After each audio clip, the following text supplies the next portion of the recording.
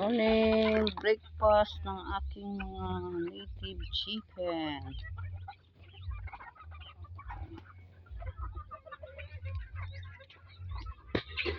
Turan lang natin sila dyan.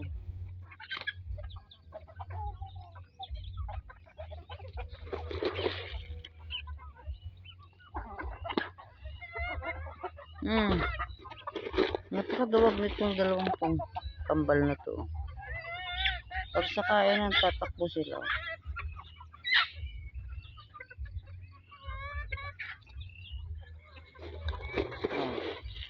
Yung bagong tonton ko guys.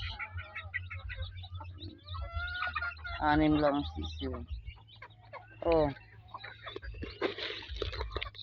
Shit.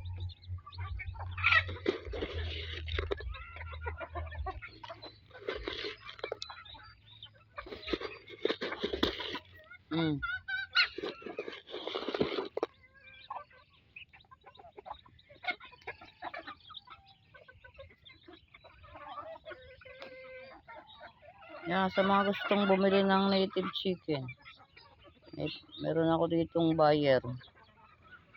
Bibigyan sa akin ng 3 inahin. Kakatayin daw nila. Guys, sobrang masarap. Sarap ng native, malasa.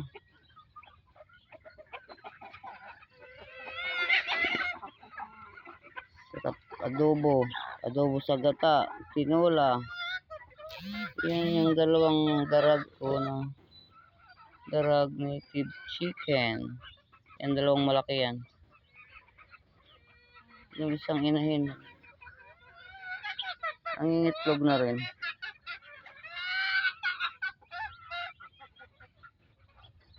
Tapos guys, iyon yung bago kong pinapagawa na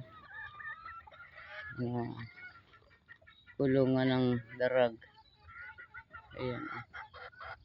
Kasi dumadami na sila. Ito yung kulungan ng native.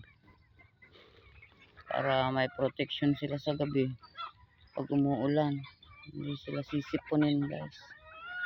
Nakakaawa pagka nasa labas lang sila pag laging umuulan. Ito kasi laging umuulan. Ayan. Gandang area ko dito guys. Lawak.